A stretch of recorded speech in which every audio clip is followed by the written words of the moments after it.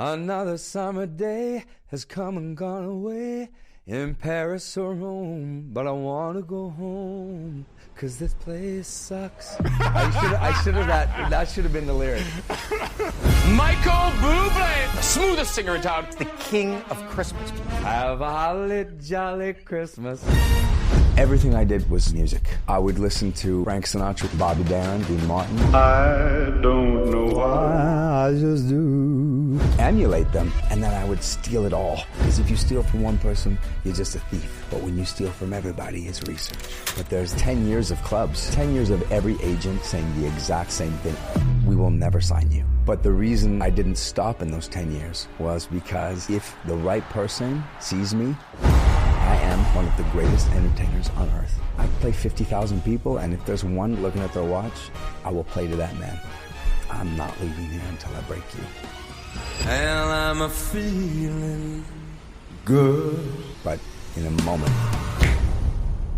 my son's cancer diagnosis was a sledgehammer to my reality. And I remember saying to myself, if we get out of this, I'm living a different life. And I feel like I'm at this point where I want to do something different. Michael, you're not going to quit music, are you?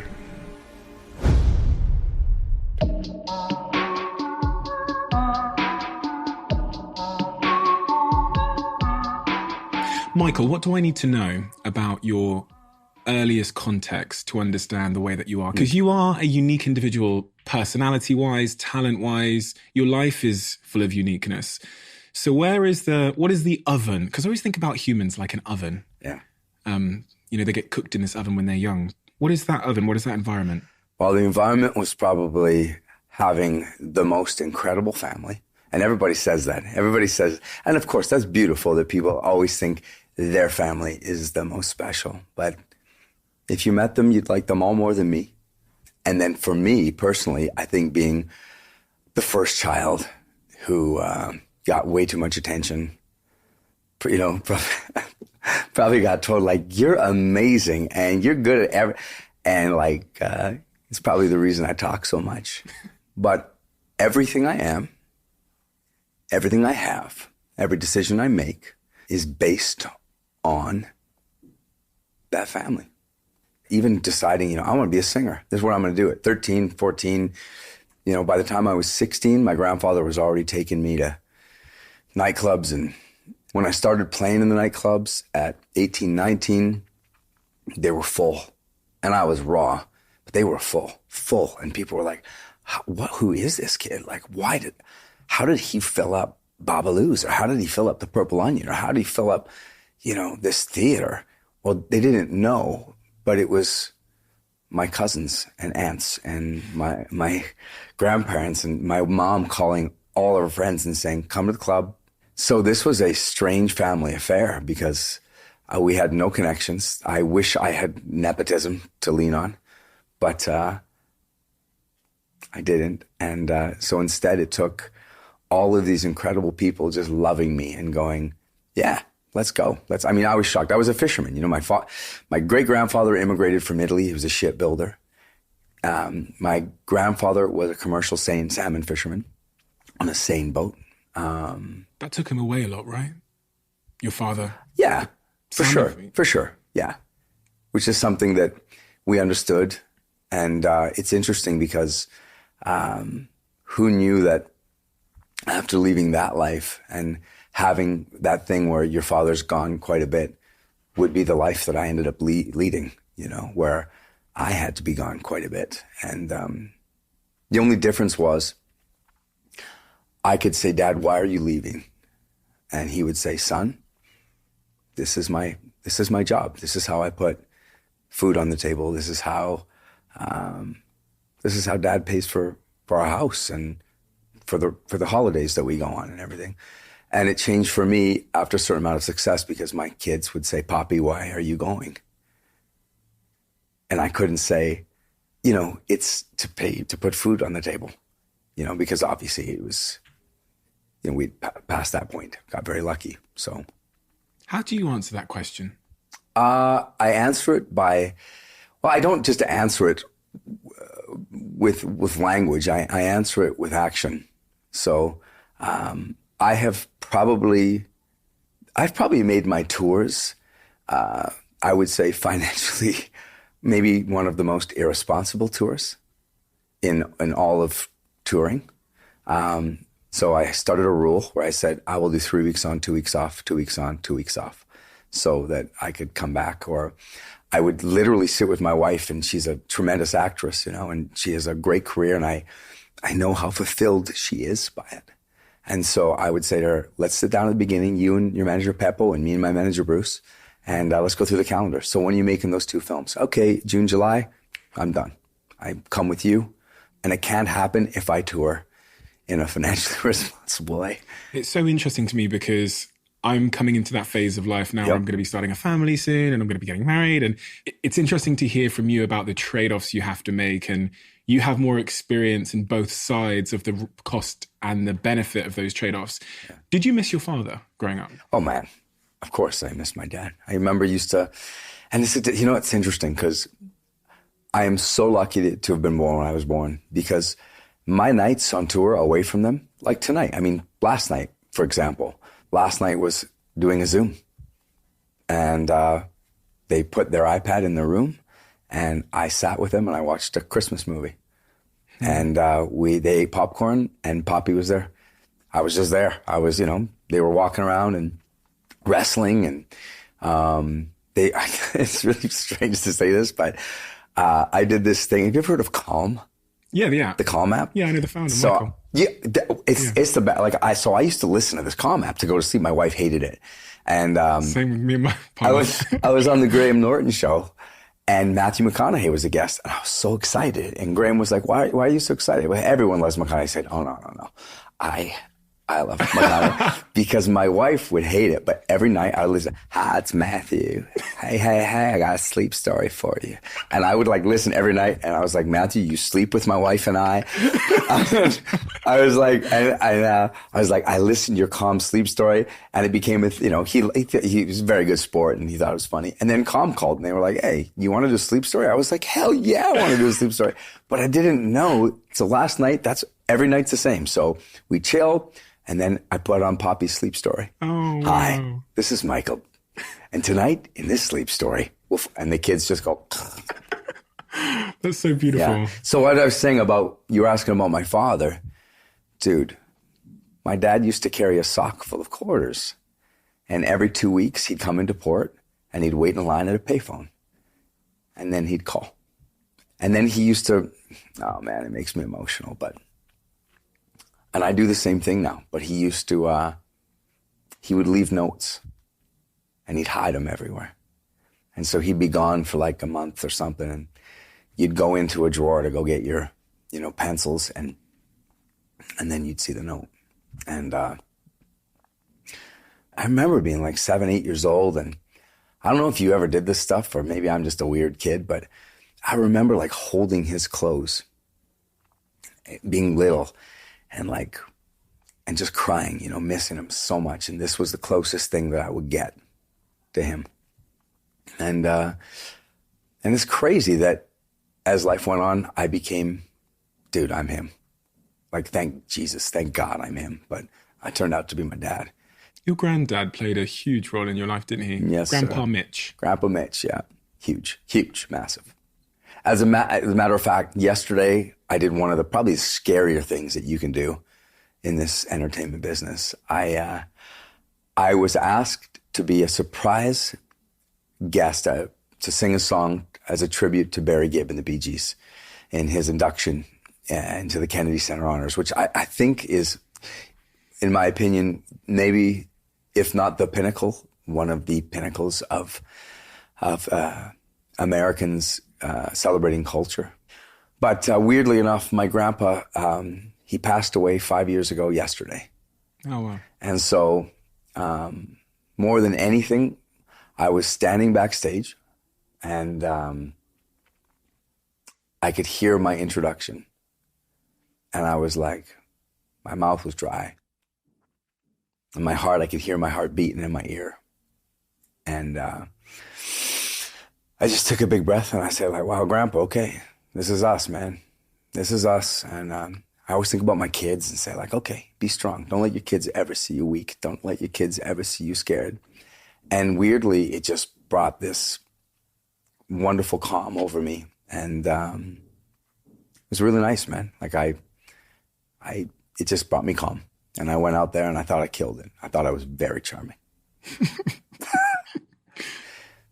He was my hero, is my hero. At 13 years old, we were always best friends. I don't know why. You know, dude, sometimes certain people, you connect and it's like you were made for each other. And that was my best buddy. We talked about hockey and we talked about music. And even at a young age, I was fascinated by the great American songbook. I didn't know how, I didn't understand. And I remember being confused why I was the only one too. How could other people not understand that Nat King Cole is that unbelievable? What's wrong? How could they, how does someone my age not hear Ella Fitzgerald and just shit a brick and realize that is stupid? That's just too good. Or that gorgeous orchestral arrangement of that song and those horns doing that thing and that swinging. Like, I know hip hop is great, but no, that beat that I just heard in that Dre song, that isn't close to being as fat as the one I just heard backing up Bobby Darin in Mac the Knife. Like, that's smoking. Age? I knew. 13 years old. Oh, dude, even before that. For me, music it wasn't even a question. It was a defining part of the essence of me. Like everything I did was music, was just, a fascination. And it's funny when many times parents will go like, my daughter is 14 and do you have advice? She wants to be a singer. And I have advice, and it's like, listen to as much music and all of it, like go across the board of every genre and download it and process it and steal all of it, steal the best parts of all of it, and you will find yourself. But another thing I always say is fantasize. Like, dude, for me, I would fantasize about being on stage. I would fantasize about singing in front of the crowd. Every shower was another opportunity to go and fucking kill Madison Square Garden and, know that that crowd in the shower was just loving. Madison Square Garden. Oh, wherever, you know what I mean? Like, I was 14, absolutely. And like, thank God there wasn't like The Voice or American Idol. Because if I was 13, I would have been in the shower saying like, hey, Simon, check this out. Did you sound good at that age? Do you have recording? Do you have like, Yeah, man, I do. Okay. I do have recordings. Because I'm wondering how much I of your have a talent recording is... when I'm 14 and it tripped me out because I sound, I don't know if it's good, but... Exactly the same? Exactly the same. What? And I think it was like, it had to be you. I sound like that. Jesus, I sound exactly like that. The same way. And what's weird is like, it wasn't like I put on an effect. That's how The Voice sounded. And my buddies used to make fun of me. I had one of my best friends, Brad, would be in the bus. And he'd go, there's Bublé singing with that fake voice again. And even today, and he's still one of my best friends. And we're drinking beer, and he's like, shut up, man. And he loves to sing too. And I couldn't believe how much your grandfather and your father and your family supported you. Oh yeah. When I was reading that your grandfather would trade plumbing work, yeah, man, for you to go and do singing lessons or auditions, etc. Mm-hmm. That's unusual. Yeah. Because most parents would go, oh my God, my child's singing. That's not a career. No, I know. It was uncomfortable too, because he loved me so much. Listen, dude, my grandpa did more than just trade his plumbing things. He took me to auditions. When they used to hire me to go work in the malls, and he got me like these gigs where they would pay me $20 an hour. And then I would go to the mall and with a guitar player, and I would like busk. I guess it's busking is what it is, right? And I would go or outside, I'd busk at Granville Island or places, and he would just sit. And I loved it, man. I didn't care who was listening, where I was. I did anything. What was the first song? The first time you performed in front of people and got a reaction? The first song, weirdly, was I think it was a Christmas song. Really? Well, it was because it was Christmas Eve. We were coming home from I've told this story many times, but it's, we were coming home from my grandma and grandpa's on Capitol Hill. And I think it was like White Christmas or something. And my little sisters, I would have been 12, maybe 11, 12. My voice was just starting to change. And the girls were in the back. My sisters are great, beautiful voices. And they were, I'm dreaming of a white Christmas, with every Christmas card I write. And I think from the back I went, may your days be merry and bright. And it was like the whole car went, who? And I think that was the first time they were like, what the fuck is that? Where did that just come from? And what's interesting is I think if I really am honest with myself and I look back, that Bing Crosby was the first, because that was the first record in that style and that played through the house at Christmas. That was my introduction to big band. That was my introduction to jazz. That was my introduction to that swinging feeling. And then with that relationship with my granddad, we used to have a shag. He had us like a green shag carpet, and he had a record machine that he attached to a cassette machine. And we would sit down and we would just, I'm not kidding you, man, hours. I loved it. And I used to go with those cassettes, and I had a Walkman, and I would just sit in bed and I would listen over and over. And then I would listen to each of these singers, and I would learn the song for Grandpa and Grandma so I could come over the next day and I could sing for them. And I'd sit at the table with them, and but I started to just steal.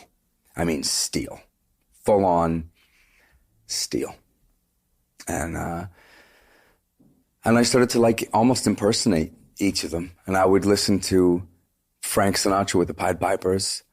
There was ways that he would sing, and I would try to emulate. So I would sit there, and then I would be like I was a record player, I'd come home and Grandpa would say, okay, what's today? Stormy weather. And I'd say, don't know why there's no sun up in the sky, stormy weather. I can't do it now, and then the next day would be, please, okay, he'd go, Dean Martin. And I'd say, I don't know why I love you like I do. I don't know why, I just do. And I would emulate them. God damn, I like listen to the Mills Brothers. And when I'm saying all of this, you probably have no idea sometimes what I'm talking about. Loosely. Yeah, the way the Mills Brothers sing, there was this weird, I want to buy a paper doll that I could call my own. A doll that other fella, or Nat. The way he would open up, and everything was so, the very thought of you, and I forget to do. And there was all these things that I would just like, oh my God, I love that. And then I would steal it all. And I would try to emulate all of it. And then one day, sitting with Grandpa, I started realizing, okay, wow, Grandpa, this is the way I do it now. Taking all those things and that's what creativity is, right? It is, man. And I've told this story too many times, but I remember the first time I met Tony Bennett, I said, Tony, I'm a huge fan. I've stolen so much from you and Bing and Frank and all of them. And he said, good. He said, because if you steal from one person, you're just a thief. But when you steal from everybody, it's research. And I thought that was amazing. And I've told that story a million times too, but it was everything, man. Like Elvis was a big part of it. And, all of those things that I loved. But why was your grandfather doing that in hindsight? Are you kidding me, dude? Yeah. Like, are you kidding me? So it was better than crack. For who? For both of us. It's my happiness. It's my passion. It's my thing. And, I love... he would have died to know that his grandson was continuing the legacy of our heroes.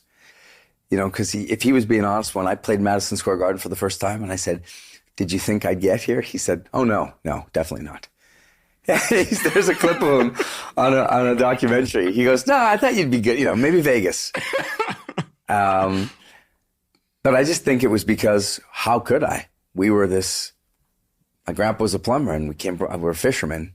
We didn't know anybody. We're never going to get We're never going to get to there. We didn't even know. We're from Vancouver. We didn't even know anybody. How are we going to get to there?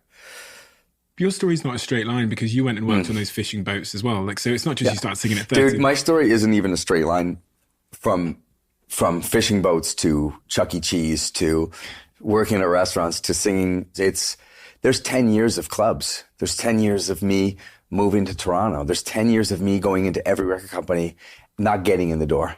There's 10 years of every agent saying the exact same thing. Every manager, I thought they had a fucking note that they would send each other. The note that said, you're really talented. You're a great young kid. We just don't know what to do with you. Over too much, dude, to a point where I was like, you know what? Okay, I'm 26. It's too late. And in this business, people can say, oh, 26. No, dude, it's late. If you haven't been signed or you haven't made a bunch of noise at 26, 27, I don't think it's right. I think there should be late bloomers, but it isn't the usual. You know, like the record companies will be like, And so I was going to go back to Canada. I was going to go back to Vancouver, and I was thinking about going to SFU or Douglas and taking up journalism. So even then, once I was in Toronto, I got connected to the Prime Minister of our country, who their daughter was getting married, and she asked if I would sing at the wedding, and because I'd given an independent CD to another guy at some corporate gig I had done, they said, I was like, yeah, okay, what an honor, And she was like, David Foster will be there. And this producer and he's one of the biggest producers in the world, half a billion or a billion records, I think. Okay, this is my chance. This is the shot for somebody to see me. But even then, after he saw me, this story it wasn't like, David Foster didn't say, I found my guy. He said, come to LA and he actually said, you're on my radar now, is what he said. Well, I didn't know that he had another 18 kids that were on his radar. I was good. I was in the atmosphere now. I was closer than I'd ever been to a real guy. 10 years in. 10 years in that could make it. And I remember I have to say, Michael, I think it's really very important not to brush past this 10 years because that is the no man's land that only passion could make someone wade through. Yeah. And that is where 99% of people quit. And it's the bit that no one ever gets to see. So it's maybe the more important part of the journey, which is why does someone continue doing something for 10 years of their life when there's no Madison Square Gardens, there's no $1 million checks, and there's no fame and fortune?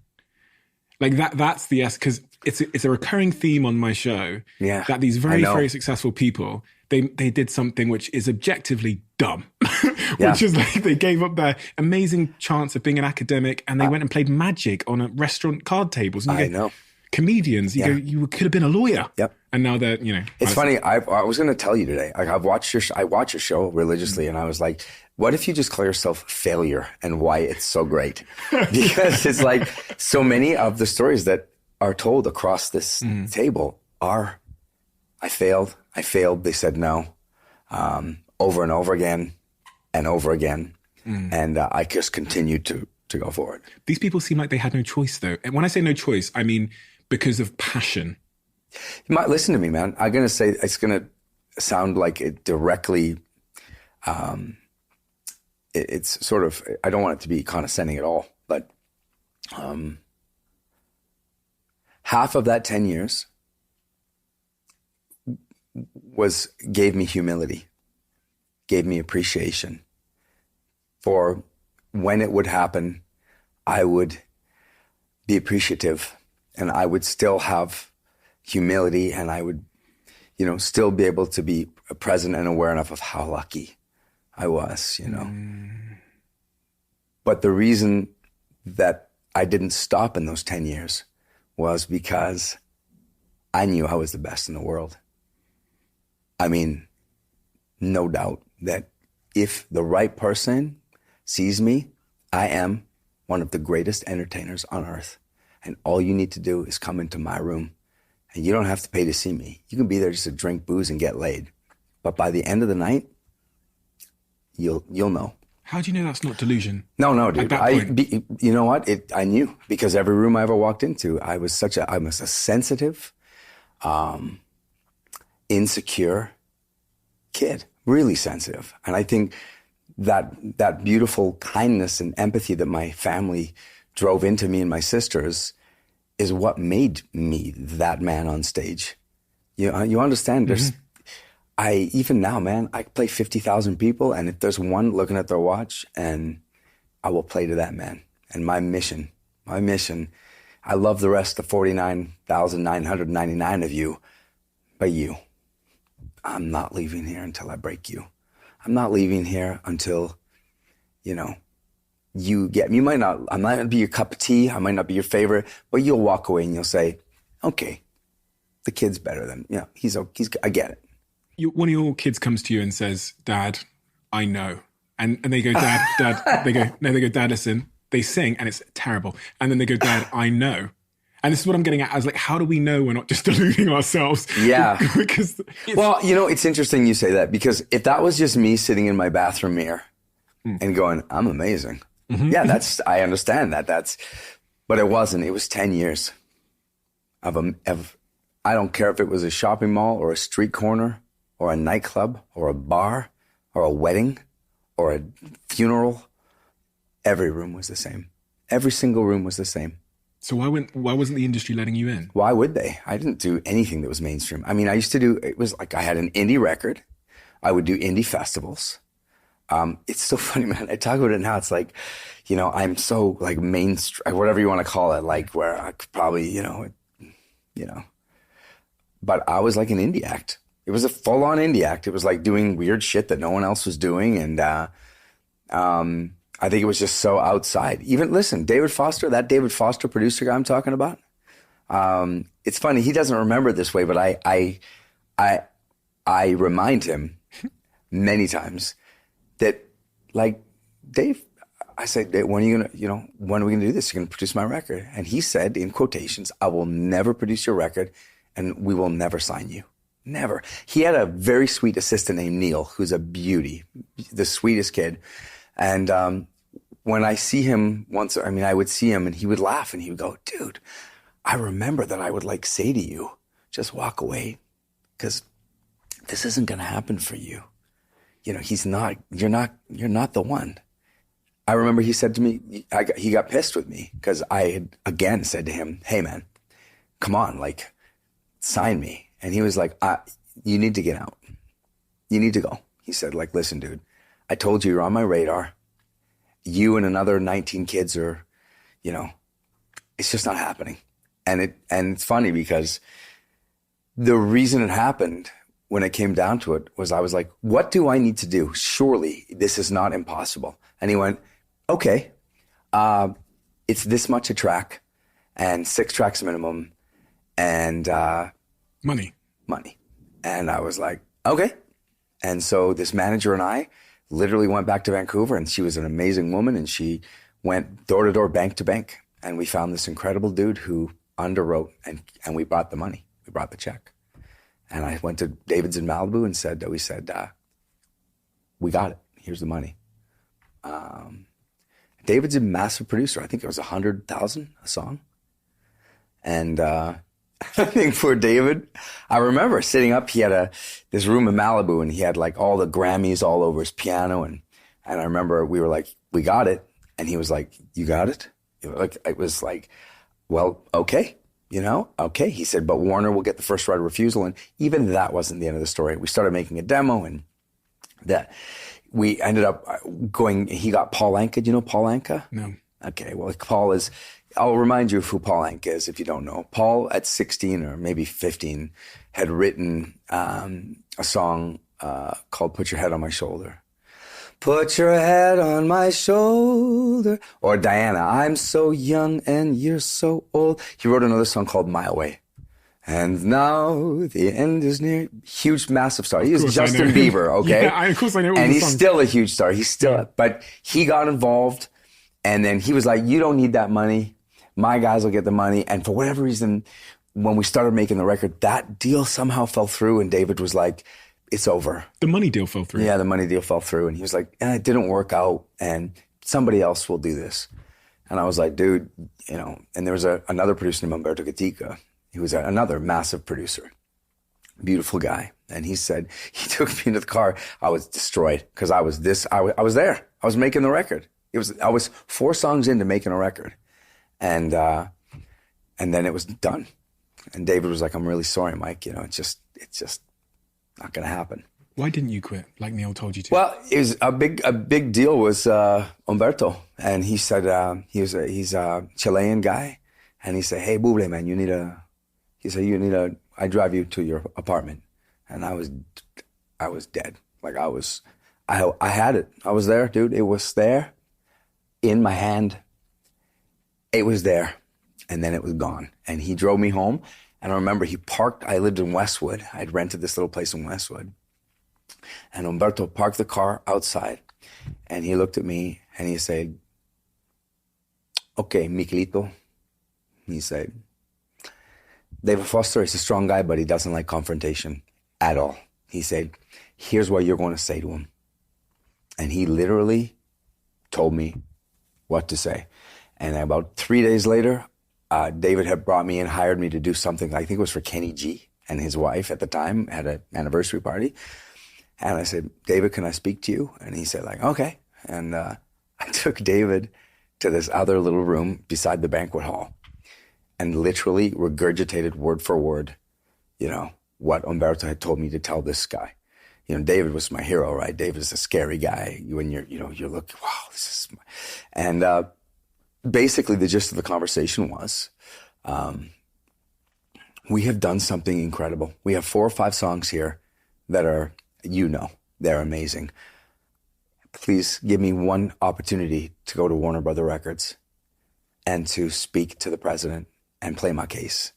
And if he doesn't want me, I will never, ever bother you again. You'll never hear from me again. You want me to show up and do stuff for you, I'll do it, but I'll never ask that question again.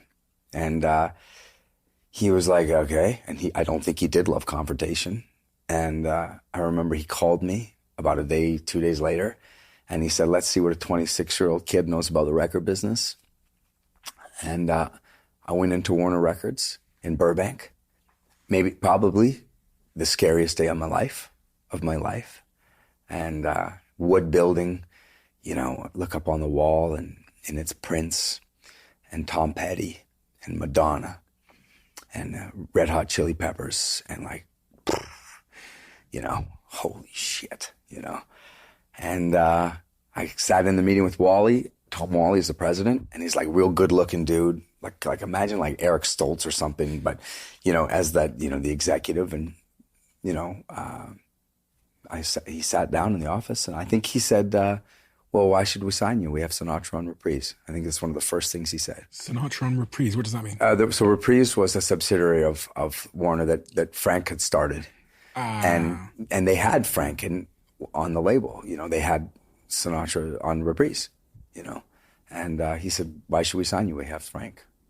Must be like getting to the pearly gates and having one opportunity to get in. And I said, with all due respect, Mr. Wally, Frank's dead. You know, don't bury the music. I said, I will keep it alive. I love it. I cherish it. I will break my ass for you.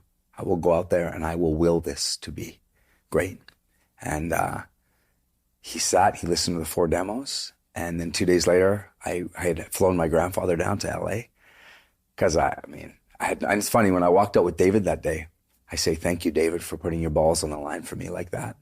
I said, so what do you think? And he looked at me and he said, I think you did a great job. But Mike, I have no idea what that meant. Like, he had no idea.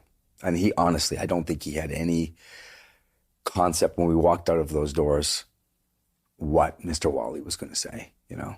And then 2 days later, I flew my grandfather down. I said, Grandpa, I can't do this. I need you, man. So he flew down to LA and in that little Westwood apartment, and I was down on the treadmill. And the door sort of flung open, and he and the manager at the time, Bev, they opened the door and they were just crying, you know. I said, you know, come come upstairs, you know? And so we took the elevator up and I grabbed the telephone and said, hello. And David said, hey, Mike, man. And I said, hi, David. And he said, hey, Mike, man, I want to welcome you to Warner Brothers Records. And I want you to know we have your back and you're never going to have to worry again. And it was like, man, it was, I don't know. And again, dude, it sounds like that's the end of the story, but that wasn't the end because the record came out and it was awesome. But I believe I debuted at 198 on Billboard. And I had a manager named Bruce Allen. He was known as one of the greatest managers in the business and still is. And he said to me, kid, you're an American signed act, but you're not killing it. There's not a ton of interest. He said, would you consider going to Southeast Asia and Africa? And I was like, yeah, I'll go anywhere you want. And I did, dude. I just started going to and man, that's where it happened. I made it, and my first big hit was in the Philippines, South Africa. I started to do pretty good. I'd sold a couple million records. And my manager, Bruce, would call, and he would say, hey, kid, you want to go to Germany? I'd say, like, what's in Germany? Well, they got about 8 journalists there, and you'd be singing in the Hyatt lobby, doing a showcase. And, you know, and I guess there might have been a thought at even that point, maybe that's beneath. And I was like, no, shit, man, go, yeah. And I did it, dude. I just went, literally, man. I did that in all over Asia, Switzerland, Germany, like, dude, you name the country, and I showed up and did a showcase. And what age were you when you thought, shit, this is big now? Probably 30. 20, 29. So like it's happened late for me, man. Like this whole thing happened late. I was really for what isn't the norm. Mm-hmm. Yeah, man. I didn't know what I had my first taste of fame at maybe 28. That is so. And it was in the Philippines. And I went to get sushi at a mall in Manila, and there was a security guy who was like, "Don't go without me." And I was like, yeah, sure. And I went and bought sushi. And then all of a sudden, I was like surrounded by all these beautiful Filipinos speaking Tagalog and asking for pictures. And I was like, and I remember he was really pissed with me. He was really upset that I hadn't taken him to security. I was like, why? I don't need security. And then he took me, we went up to my room. And I was like, dude, I'm sorry. Like, that was crazy. Like, this is crazy. I feel like a fucking Backstreet Boy or something, you know, like they were there. And then I remember that he opened the curtain, and this curtain opened, and it was a building facing us. And the full building was just my face. You're joking. Yeah. And I was like, oh shit, I understand now. This is, but dude, it was so new, you know? When you've had to fight to get there for say 14, 15, 16 years, whatever it is there a part of you that is sort of innately scared of losing it in a way that someone who just got it like that might not appreciate? Yeah, there was. For sure there was, man. And does that result in workaholism? There is for all of us. There is for you. Yeah. I'm sure you sit and go like, I'm kicking ass right now, but you know what? Well, you know why? Because naturally everything that goes up must come down. No, there is no career. I don't care if you're a school teacher or you're a doctor. I mean, nothing just continues to go. I mean, you have to understand that there are peaks and valleys, and that there are times when you might not be the hottest, but those are the times when you continue to stay true to the brand. You know, you don't panic. It's hard not to panic. Like I was talking about Paul Anka, but you know, Paul is very sweet. Like he'll call me just out of the blue, and he'll go like, "Hey, dude, you're the man. Don't trip. You know, whatever you're feeling, if you're feeling it's up or down, just keep doing your thing, man. Be true to yourself. Don't panic."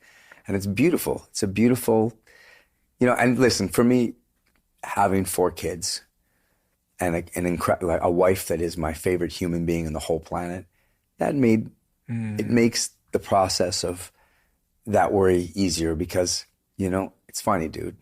I was terrified yesterday at that event. Terrified, man. I want it to be great, and it's scary to be in front of your peers. That's something you know is so important. And this morning I woke up and I was brushing my teeth and I was on FaceTime with my wife and the kids, you know. And she said, okay, how are you? How do you feel? And it was like, I said, listen, Lou, I said, faith, number one, my family, number two, and my career, a really, you know, a distant third. And so for me, I'm blessed to really feel that, because of course I get scared, man. I don't want to lose it. And there's a million ways to lose it. But I also haven't put all of my eggs into that one basket. Has it always been as clear, the priorities? No, man. No, of course not. Absolutely not. And by the way, there can be times where my false self allows that to change. My false self? Yeah, my false self. My I would say the ego. I should read more Eckhart Tolle and Power of Now, and he tells stories about the hockey team that I'm a part owner of, the Vancouver Giants. He talks about the ages, how substantial that is. But he is a big part of my life too, you know. And by the way, practicing to get to this place where it's really easy to let your fears and your false self give you these negative messages, and it was helpful for me to understand that I could control that, you know, not allowing those negative things to get a hold of me. One of my sort of deep, I think, existential fears is that I'm not going to have my priorities in the right order, and I'm going to find out too late. I've said this a few times on this show. Yeah. I'm scared that as a guy who's like spent, I don't know, 12 years building businesses and pursuing success in whatever form, that life is going to tell me, Steve, at the moment when you needed to have your priorities in order, they weren't. Or maybe you want to have a family or a wife or something, you know. What was it that changed, illuminated the true nature of what your priorities should be? I listen, like I said to you before, this whole thing starts with family. And I have never been so out of touch because I have too good of a family. My mom and dad are they're just two beautiful people, and my grandparents. And listen, I may not do it, but I know what the difference is between right and wrong, and putting ego first. I don't want to get too deep into it because it's not that it isn't comfortable for me, but my son has his own life and his own story. Mm-hmm. My son's cancer diagnosis rocked my world. It pulled a curtain from over my eyes. And I don't want to get deeper into it, but I can tell you that I don't think that I had what you're talking about. I don't think I had context. And that was a sledgehammer to my reality. And I will never be carefree again in my life. And that's okay. It is a privilege for me to exist. And that pain, the fear, the suffering that comes with those sort of things is, I guess it's part of that beautiful, this life, you know. It's if I wasn't clear, and I wasn't clear, and it's interesting because when it actually happened, I was going through, I think, a crisis. Like really, like the crisis that you're talking about, you know. I don't think I had my priorities straight. I mean, I always, my family was always a love of, you know. I don't think I was a terrible guy, but dude, it was blinders, career, you know, ambition. How do I become the baddest, biggest, best? You know, more ego, more power, more money, more. And on Halloween, however many years ago that was, dude, it's like life was lived with like a curtain in front of me, like a filter. Mm-hmm. And the moment that they said, this is what's happening, that reality hit me. Filter gone. Filter gone. And I mean, in a moment, in one moment, gone. And I went, okay, this is it. This is life.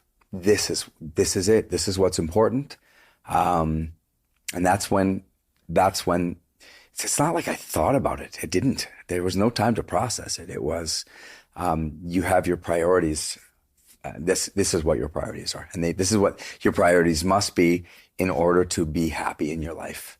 And it is. I just can't imagine. It's faith, family, and a member of my family got diagnosed with a very similar illness. Mm-hmm. And I remember where I was and where I stood when I got that call. And again, I'd been running, just in my own little world, hadn't called them in a while. Yeah. Wasn't really in touch with them. Yeah. And then in that exact moment, it made me realize the true reason why I do what I do. Mm-hmm. Like yeah. And that my life should never have been so focused on self in such a way, if that makes sense. Yeah, of course. Absolutely. Absolutely. Dude, I remember being at CHLA. I remember peeing in a stall. I know it sounds weird and it's not sexy, but I remember just sitting in the stall, standing there, The children's hospital. Yes, sir. And I remember closing my eyes and saying to myself, if we get out of this, I'm living a different life, a better life. And I did. I made that promise to myself in like a moment, I want to be kinder. I want to be more empathetic. I don't ever want to allow that ego and that false self to take over. I want to know how lucky I am. And dude, I'm a lucky man. Like I just look at my wife, it's like, how did that happen? How did I get, this incredible human being who's the best of all of us, to sort of lead me through and carry me through these things, Yeah.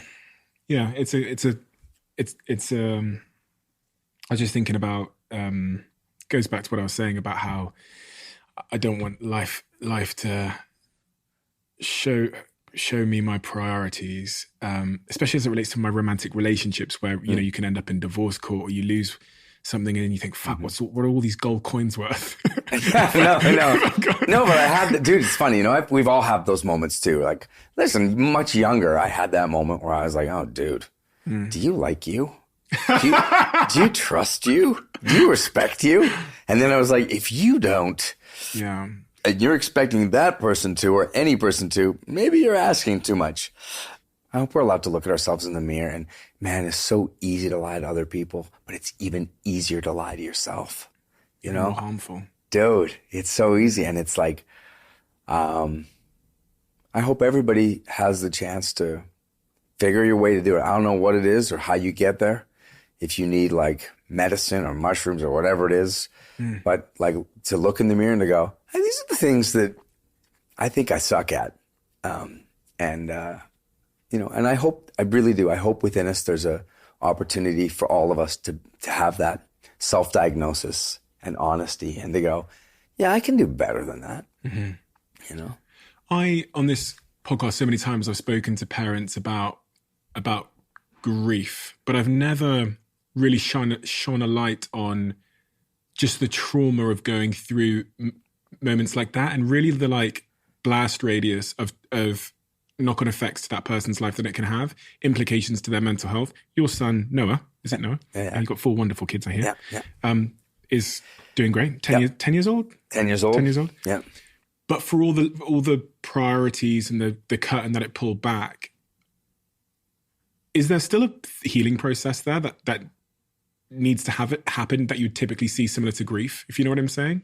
Oh, no. Because you already, I think any parent, I mean, I've had such great relationships with so many parents and people have not just gone through this. I mean, listen, man, going through any kind of thing with like, you're not going to get away without it, man. I don't know if you have already, but I haven't had kids yet. No, so. I'm not talking about kids. I'm talking about your siblings or your mom and dad or we're all going to go. I mean, it's just a part of life. It takes a piece of us, like my grandpa, man. I miss my grandpa every day, but that's life. That's a part of life. And I don't know that any of us even have the capacity to deal with it. I think it's why, obviously, we move to faith. Something feels good about hoping that there's something more. But men in their mental health, we don't talk about these things. No, dude, you must be soft. Don't be soft. And no crying. I'm guilty of this more than anyone, especially as like a CEO, and I've been a CEO since I was 18 and I had hundreds of employees. So I felt like I couldn't flinch. Yeah. You know? But can I ask you, because you are a brand now, man. Okay, I know you're a beautiful, nice guy, a human being, but dude, there's a brand. It's a brand. And I know you have people on your team, and I know you have a team that like, they come to you and say, we'd love you to do this. And your team goes, you can't do that. Mm-hmm. That is off brand. Yeah, yeah. Are you able to, because you're in the wave, man. That tidal wave is moving, but you're inside it. You got all your people on top, and they can all kind of see. How do you deal with it? Like, what do you do? Do you feel it? Do you think you're self-aware enough to know what the brand is, or how to protect it, or how to move it forward? I think it comes back to this point about authenticity. You know when something is you and when it's in line with you, and you know when you're kind of abandoning yourself. There's some signal inside of me goes, hey, you know this isn't right. Especially if someone offers you a lot of money to do something. And you're like, sure. Oh God, I know that's not me. So fortunately, go ahead. No, I was going to say this shows a good example, which is a good question. Is what are the sponsors? The sponsors are companies that I are in line with my values. So. Yes. My Woo, my Zoe, the products that I'm a shareholder in those companies. They're sponsor the podcast, and I'm in the team. Yeah. That's a good example of it. Whereas some brands aren't aligned. Yeah. But I think what I meant even more than just brands is like, I'm two different people, right? Who's the other guy? Well, the other guy this is me. I'm Michael Bublé. Yeah. I'm an idiot who is, I think, sweet and, it's the only guy I met. Little bit. Well, I knew the other guy from stage. Yeah, but that's a completely different dude. That guy, that's Michael Bublé. I'm Mike, fantasy football, hockey loving idiot who, is a bigger idiot than you're seeing here. Even I'm a little bit more of the suit guy. Right? Even? Oh fuck yeah, man! Like bigger. I would say closer to Michael Scott from The Office. But dude, every night I go and I put on this suit. And then when I walk out on stage, I become the guy that I always wanted to be. He is so cool and Teflon, and he says all the right things, and nothing can, and I can be goofy, but but there's an other, Can I meet him? Oh, dude, you're going to meet him. You're going to meet him. I'm going to make sure that the whole world meets him. For 20 years, I have done the same thing. It's been cyclical. Michael writes and makes a great record, and then I go and I promote it. I go to 40 countries and promote it, and then I go and tour for a year and a half. And for 20 years, it has been write it, promo it, tour it. And I feel like I'm at this point of my life and my career where I want to do something different. Listen, again, music it will always be my happy place and my love. But I need time to do some other stuff, man. I need time to challenge myself and to wake up and go, yeah, this is different and fun. And it's about being that other guy, not the suit guy. Being Mike. Being Mike, man. And doing that, whether that's in movies or television or whatever it is, it has to happen now. Why? Because, dude, this is my favorite part of me. And I've never really, it was just too good. All the other stuff was so, because I love the other stuff. I love touring. I love making money doing that. That's amazing, dude. What's the symptom telling you that you should do more of Mike and less of Michael? Well, just that honestly, truly, the excitement of doing something different. It's time to take that challenge. It's time to take that trip, and I know it's there. The same way I kind of told you, that I had so much faith in knowing, hey, man, I think I got a pretty good voice and I can be good. I'm a good entertainer. If I do this, I have the potential to really have fun doing that at a level I think I can do. For the challenge as well, for the pursuit of yeah, it's fun to wake up and go like, you know what? Instead of that same cycle, I'm going to do the record, make the record, sell the record. The musical, again, will always be there, but I need to express myself in a different way for me, man. And it really isn't for them. It isn't for the audience. It's for me. It's like. But is there a moment where you something happens? Because I'm trying to put this into like my world or whoever's listening to this world. Is there a moment where you wake up and you go, I'm just a little bit less excited and it's just fallen below the level of excitement that I need to do this again? No, because man, honestly, genuinely, I love being out with, I love making, dude, the music is just, it fills me up with happiness, you know? So the second, I mean, I just did, I did like a corporate gig the other night with my boys, and that band has been with me for 20 years. They're my brothers, man.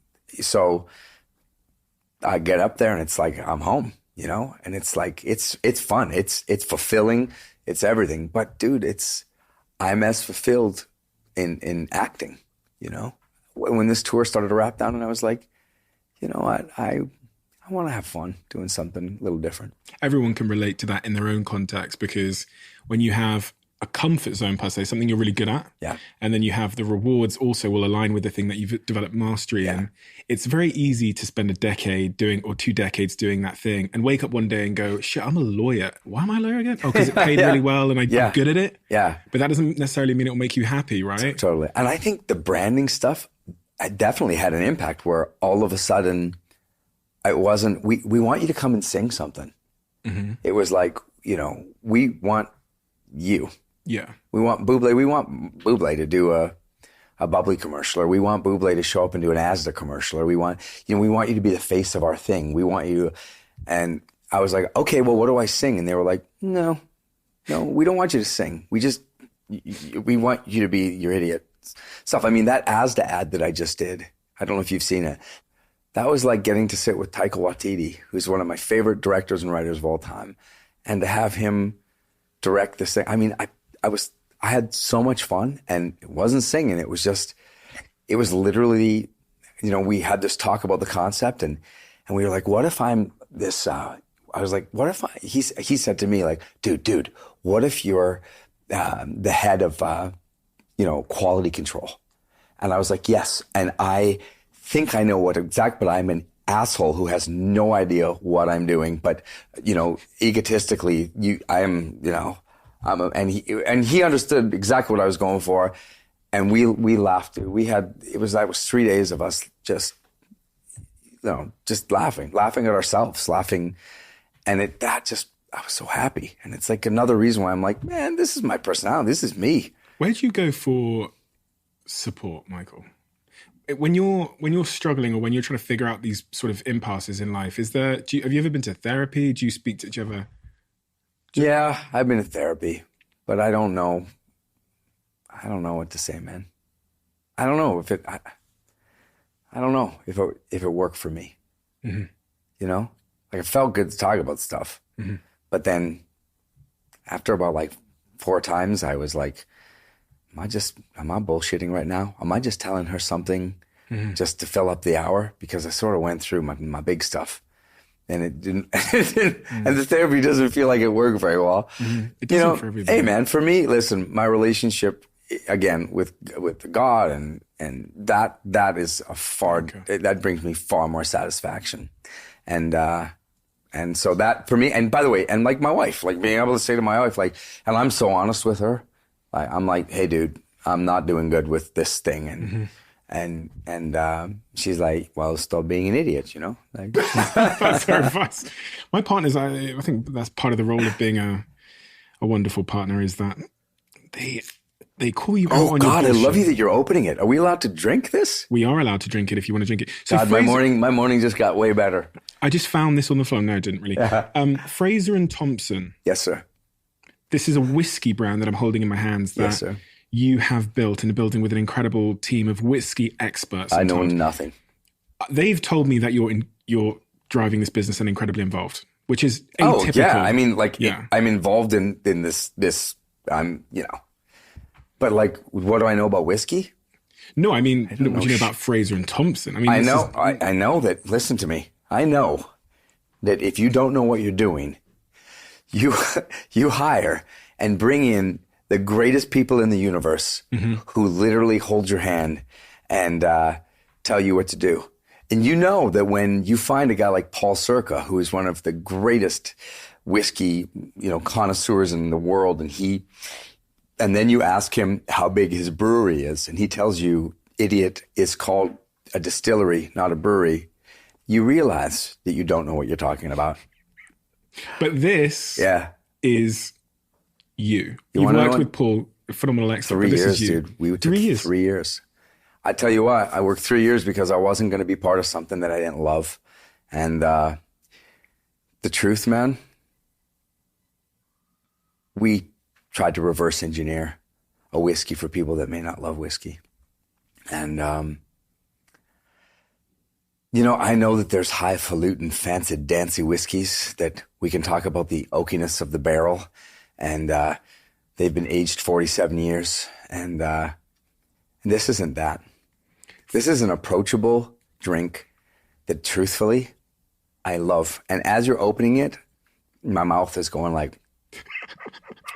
And my wife loves it, and my friends all love it, and all the whiskey snobs I know like it, and I'm so proud of it. And Paul Cirka, you don't know who that is, but he's a star. No, I read about him. Dude, 3 years, and we went, I was a pain in the ass, and I drove them all crazy. I was researching photos of you and Paul and seeing you down at the distillery at Nearly Brewery. Dude, I know. Fraser and Thompson, where does the name come from? That's for my grandpa. Because when I was a kid, my grandpa used to take us up to camping, and we would go to, in British Columbia, we have the Fraser River. It's like the muddy Fraser, and we have the mighty Thompson, which is glacier water. And they come together in this beautiful confluence. And the truth is that it was in tribute to my grandfather. But better than that is they said to me, we have the juice, now we need a name. And like there was all these stupid ideas, like Bublé, blah, and Serenade in Blue, and all these musical things. And I was like, and every time I'd come up with a good one, like some I thought was like real cool and sophisticated, they'd be like, that one's taken. And finally I was like, you know what? Why don't I just pay tribute to my grandpa, who is my guy? And it's funny, man, if you look on the bottle, there's all these little hidden Easter eggs, like his birthday's on there. 1927? Yes, sir. Born at the fork of two rivers, Fraser and Thompson. Yeah, and doesn't it just sound so good? It sounds, the branding, you've nailed it. Because because there's a story there, and it's a very authentic story. Yeah. But the smell. Yeah. You know what I really like? I actually pour out a little bit of the bottle, and then I take like this, I take like brown sugar, I mix it up, and I put like brown sugar in there with vanilla and a little bit of bitters. And then I smash an orange, and I just put it in the freezer. And it's weird because my wife was never a whiskey drinker. But again, that's what it was for. It was to make an approachable, delicious whiskey for everybody. And you know what I really like about it? We were talking about money. So I was like really happy that we could come up with what it was. I think it was like $35, $40. And I was like, that is great value. Because my dad, as a fisherman, he talks about value all the time. Because even in my ticket sales, he's like, son, if you just bring them, if you give them value for their money, they'll come back. If they feel that they've been ripped off, you'll never see them again. So that was part of the whole thing. Are you scared? No, can I drink it a little bit? Yeah. Because you keep touching it, and I just. Have a glass. So we have a little. Here we go. Look glasses. at this guy. Am I scared of getting wasted with you at the table? No. It's like a reinvention, isn't it? It's a new mountain to climb, building a whiskey company. So. Dude, it is. What's nice is talking about brand. It's so me, dude. It's just like, it's an easy thing. It's me. And again, you know how we were talking about the challenge of it? We were talking about the challenge. Mm-hmm. This isn't just me. This is my wife. We're partners. This is my best friend, Ron, my dad, my manager, Bruce. We're all like, this is our thing. It was like part of that thing of going, what can we do that's fun and new? It would be really nice to make $1 billion too. I have a feeling it's going to do extremely well because it has all the core components of just a beautiful brand and product. It's gorgeous in every respect. I'm sorry, man. I don't even know what to say. You know what? I hate selling shit. Can I be honest with you? I really do. I feel itchy. But it's I just hope people will go and however they need to do it, get a free. what do you want them to? I want them to just try it. I feel like if people just try it, they'll go like, Bublé, you don't suck. I actually, one of the first things I did was called Ryan Reynolds. Oh yeah, Because this company is the same. My partners are the same as Ryan with his aviation gin, right? And so I called Ryan and I was like, Ryan, what do I do? And he was like, Mike, just have fun, dude. Like, have fun. I was like, Ryan, but I don't know what I'm doing. And he was like, I didn't. He goes, you don't have to know. Let the other people that are helping make it, and let them know what they're doing. He said, just be yourself and have fun. It's really incredible. So, one of the things I always think about people that become really successful, I always wonder if it's a curse in a way, because you've been such a successful artist. Your Christmas record was released in 2011. I'm so sorry about that.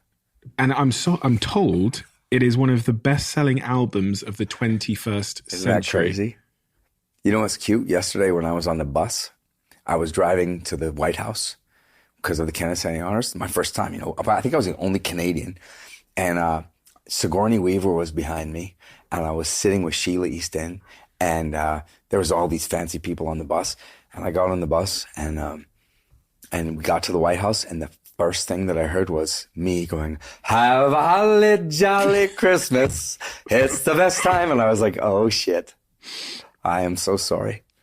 Has that ever bothered you that you were so successful with that Christmas album that you hear yourself every Christmas? No, at first, you know what's funny? Like about 7 years into it, because, all I would get was calls, especially come October. It was like, if you were a famous person with a movie or a record, you were calling me.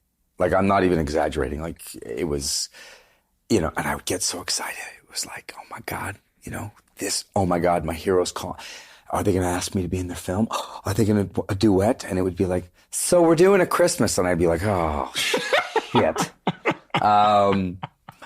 It's actually funny. Jack Whitehall, you know Jack? Yeah. He called me the other day. He's like, Mike, I have this idea. And I was like, you're going to say Christmas, aren't you? And he was like, yes.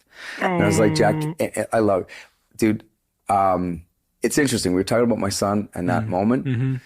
But that, again, was an epiphany moment for me, where I was sitting in the hospital room and I was like, oh my God, I am now synonymous with this beautiful time of year where people don't treat each other like assholes. And there's kindness and goodness. And I get to be a part of this. And then people invite me into their homes at a time that is everything to them, and their connection with the people they love and their memories. And then I started getting deeper, and I was like, oh my God.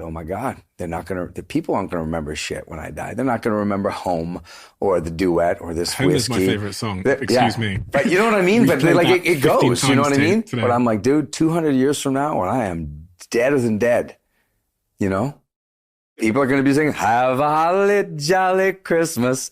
I'm going to be there.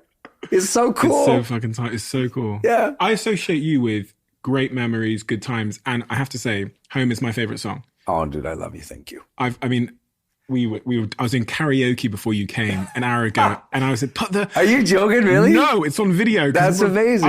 I went, go on YouTube, I went, put on Michael Bublé Home, and I went, lyric video, we're going to do karaoke. And there was 4 of us. I was the only one singing, and I can't sing. Yeah. But I sang, I know every word.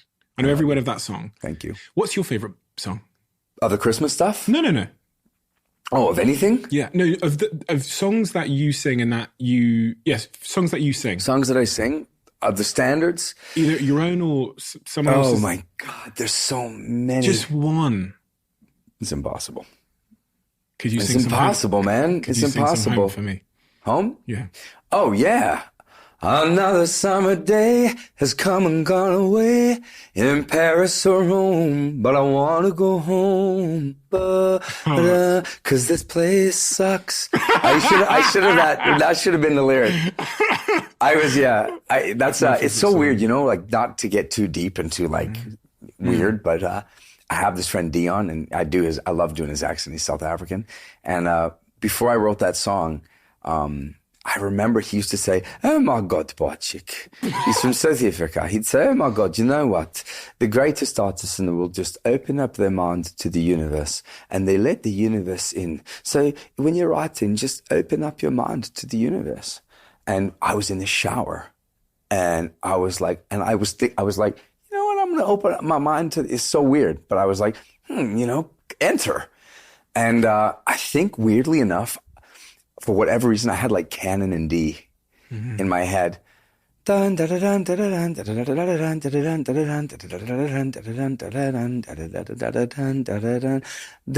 just went, another summer day has come and gone away, in Paris or Rome, but I want to go home. And the whole, literally, almost the whole, I mean, that and the boom, in 2 minutes. And I remember getting out of the shower with a towel. And at those days, we didn't have the iPhone or anything, right? I had like one of those little tape recorders. And I remember singing a tape recorder and listening back and going, oh, no, I've most definitely stole this from somewhere. I stole this from somewhere. And it was cool. And at that point, too, my record company, they were like, we don't want original songs. Oh. You're the Frank guy, man. You're going to sing, you're going to do the standards. And I was like, no, I think I can. I write. It's weird. Even as I got on to writing other songs, the second record, I wrote everything and Hold On or Lost to one of the songs. And I remember the president of the label, we were at the video shoot for everything. And he said, man, I wish I would have known that you wanted original music because we would have hired writers for you. And I was like, oh my God, this is terrible. But it's weird, man. Like, you know, like I live in a weird place artistically too, right? You know what I mean? I don't belong. And I never did.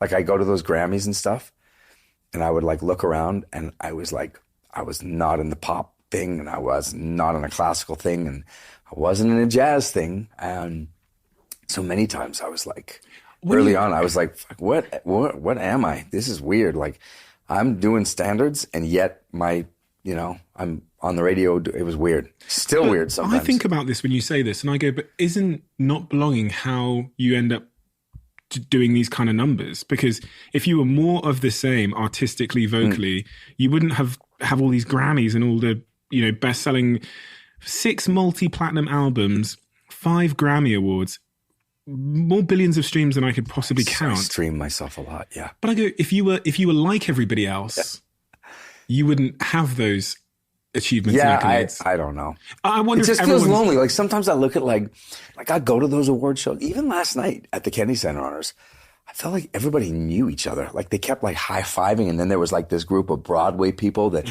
all know each other from the functions they do on Broadway. And there was like cool pop people, and then there was like me, and I was like, I saw Herbie Hancock. I was so excited. I love Herbie Hancock. But I didn't want to go in it. He was talking to Cheetah Rivera, and I love her too. And I didn't want to be that guy that went. But you know what I mean? I don't know where I mean, maybe I'll never know where I really belong. But I'm trying to say that that's why you're so special. I don't know. Even with what I do here, I absolutely don't feel like I belong anywhere. I'm not a journalist. I'm not qualified to do this. Yeah. They don't invite me to the award shows for journalists and media. I'm not invited to them. Yeah, how does that work? I don't know. I don't know where we sit. I don't even know what we are. Are we a podcast? But it's on TV. It's on planes. It's on chat. Yeah. So you do have that sense of like someone's going to come up to you and tap you and go, what are you doing in this it's room? interesting because I feel like if someone asked me about you, I would in a sentence be able to define what I feel is. Please give me the sentence. Oh man, I honestly think watching you and watching this show, and like I have for years, is a perfect mix of education and entertainment. I don't know how else to say it. It's like it really is. It's both things. I'm often highly entertained by what's happening, but at the end, I feel like I was educated. I learned something, either something that is,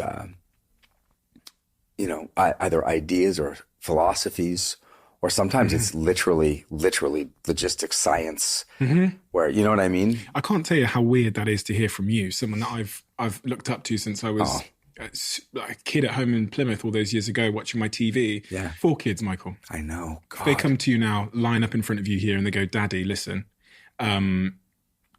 just need some advice on this thing called life. Yeah.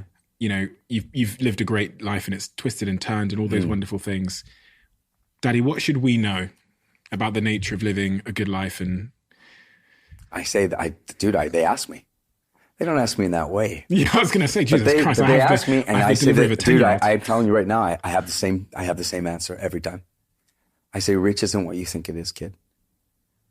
That word rich that your friends use, rich sounds like money and stuff and things and Lamborghinis and tickets to go see Messi. Mm-hmm. That's not rich. Rich is having a strong faith. Rich is having a great family and loving your family. Rich is having great friendships, because those rich things they're talking about, the money, the people that I know that have the most stuff are the most miserable people that I know. And I don't know how else to explain it, you know.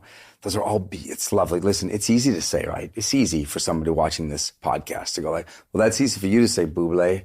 You know, you got a bunch of stuff, but it doesn't take long to realize that life has nothing to do with stuff. We're all sitting on that deathbed. We're all going to die, every single one of us. And nobody looks back and says, shit, I wish I collected more stuff. What would you regret if today was that day? Nothing, my friend. Not a thing. Not one thing. Not one thing. I have lived a beautiful life. And I have been so blessed. And I don't even think it was like I made this. Thank God, you know, I got a great family. I got beautiful, you know, my wife is the best thing ever, loves me. And I got kids. I look at my 4 kids. I mean, I was scared to have the 4th one. I was like, oh my God, and then now I look at this little girl, Cielo, and I think like, wow, how did I live without her? Like this gorgeous little fat, little beautiful personality. Like, you know, not a thing. I say, it's funny, I said it to my wife many times, you know, God forbid, you know, it's my time. I've said it many times. I would just know that I am completely satisfied. I have lived a full and beautiful life, and that I have no regrets. Except that I didn't drink more of this whiskey faster. Your story is so incredible. The thing that, the perseverance at the heart of your story and where you come from, and the fantasizing about the life that you now lead, all of those things are so unbelievably inspiring, because there's so many people out there that are, you know, they're Michael at 14. Yeah. Maybe they're Michael at 14, you know, maybe they are that fantasizing Michael that was 14, but maybe they're 44 and they're still holding out hope that maybe those dreams, that ballet dancing in the hills of Peru, or that playing the piano or starting that business, is it too late for them? And no, dude, this is going to sound so cheesy, but dude, it is. I say this to people all the time. I just did a master class thing for these beautiful kids, these underprivileged kids, basically. It was in Orange County, and they didn't have music programs in their school. And the first thing I said to all of them was, I talked about Neil deGrasse Tyson. And I said, you know, the greatest scientist on the planet will tell you that nothing cannot make something. Something cannot come from nothing. I mean, I don't care how many times they run the experiment. Something cannot come from nothing. It cannot exist. Yet somehow, you magical little beasts walk into a room with absolutely nothing, and you walk out with something. You are defying gravity. You're magicians. And listen, we will be crushed in relationships. Our partners will break our hearts. We will have businesses that fail. We'll have doors shut on us. And they'll say no to us a million times. But if you're lucky enough to have something like music or a passion that you really fall in love with, it will never hurt you. It will never leave you. You know, it'll stay loyal to you. And to me, it's a massive gift. And it's funny, it's going to sound like a really strange transition, but I love TikTok. And my wife said to me, go on TikTok. I said, like, I'm too famous to go on. I'm TikTok. And she was like, you are TikTok. She was like, you will love it. And I was like, no, I'm not going to love it. And then I did my stupid TikTok. And I did a dumb, whatever it was, the first TikTok. And then I started to I was like, oh, you can go. It's not just about making the TikTok, because I'm an idiot. It was fun. it was about, oh, wow, you can go through TikTok. And then the addiction began. And the addiction wasn't about seeing stupid TikToks. The addiction was finding those people you're talking about. And that was like, oh my God, like if I don't know where my phone is. Here's my phone. It's in my butt. I could go onto TikTok and can I just, may I do this? Work it out. This is going to be weird, but okay, here's a good example. There's a girl named Julia Michelle Voice. That's what she goes under. I think she was making TikToks from like her maybe her parents' house or something. I don't want to, but like I heard her voice and I was like, oh my God, she has a beautiful voice. Like, and I never would have, you know, in the way that our structure of business used to exist. And the record labels and stuff. Dude, I never would have heard her. And then there's a girl named Useless Farm who works on a farm where she has emus that attack her. And Adam Rose, who is an actor who is, anyway, I deeply love that I can go on TikTok and it's exactly what you're talking about, where I like see these people and I'm like, oh my God, you are tremendous. Like people need to know, like and it's funny because now with some of them, it's happening. It is exactly what we were talking about, where it was just inevitable, Mr. Anderson. People were going to find out because they're really good. You know what I mean? It's just. But life just tells you to fucking get your shit together and go get a real job. And I know, but I think it might be in this business. It might be changing a little bit with platforms like TikTok, where, you know, I know it sounds so goofy, but like, dude, I love that there's a community, and you know, I love even more that I write them. You write to them? Yeah, man, Jesus I do. Christ, I write to them as me. I do every day. I love. Oh my God, dude, that is hilarious. People making fun of me. Like, can I show you one that I just saw that just... I was going to say, people think it's your like agent or something. That's or your social media manager. Let's see if this can work. I'm not great with this. Maybe surrounded... We're going to just do an interlude while I sing. Maybe surrounded by a million people. Just feel all alone. I want to go home. Let me go home. I don't want to sing because people are listening. Let me go home.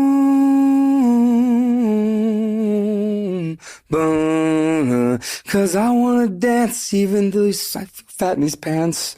I couldn't remember the rhyme. I'm so sorry that this is... Here it is. I found it. You never have to apologize. Okay. Sometimes once in a while, like I find stuff like this and I go like, they're geniuses, like truly geniuses. So the heading says, when you change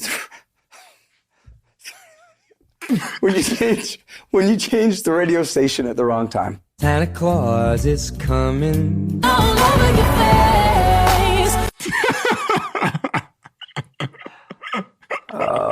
That was a long lead up, but That's a nice window. but like, dude, I see that and I go like, someone like thought of that and then shared it, and it was like, I don't even know, hundreds of millions of times people have watched that. That's crazy. I think it's crazy. I think it's beautiful. And I love that I wrote the guy. I said, this is the mashup that I didn't know I needed.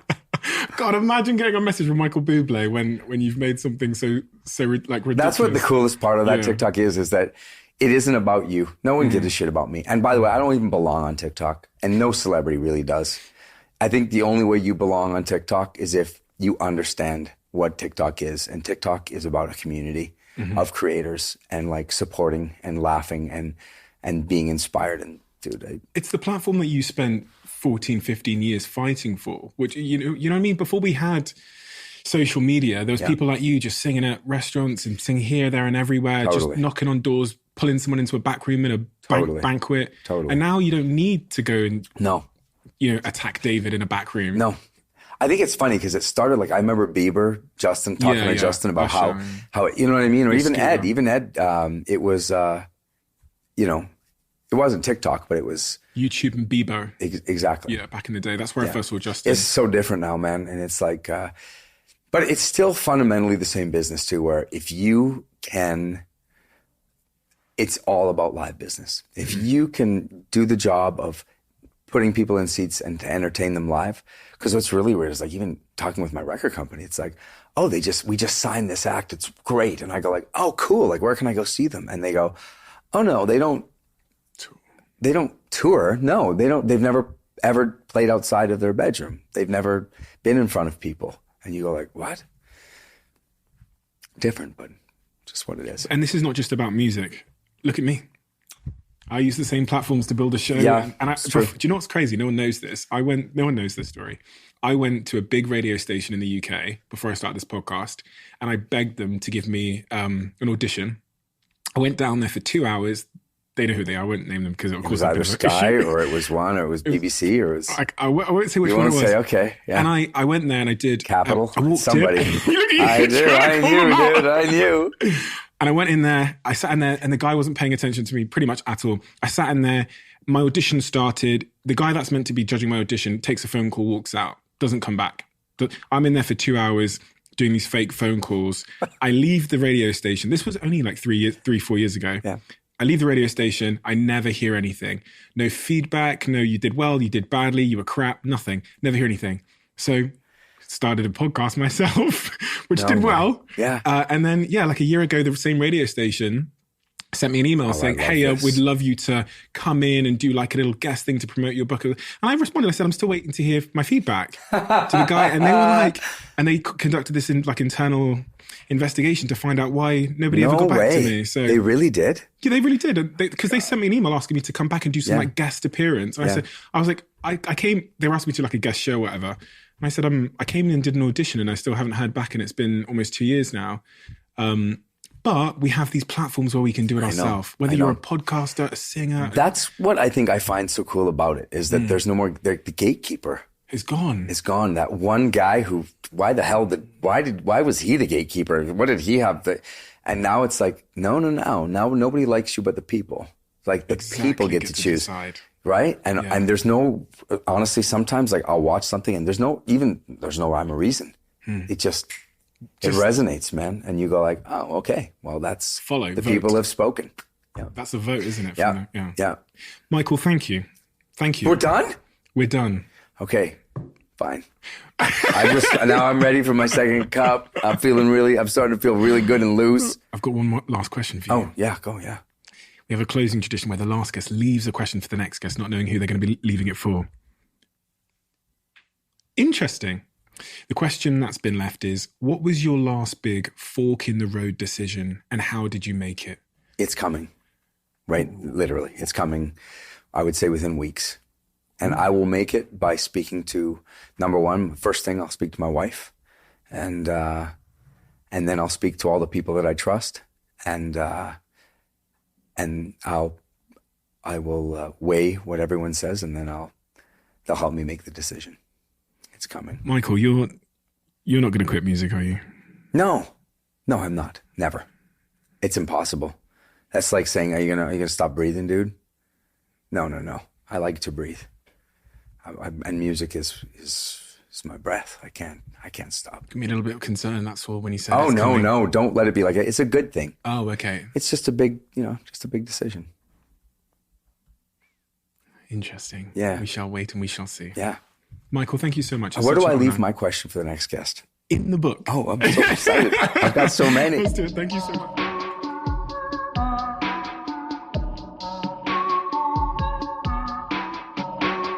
Do you need a podcast to listen to next? We've discovered that people who liked this episode also tend to absolutely love another recent episode we've done. So I've linked that episode in the description below.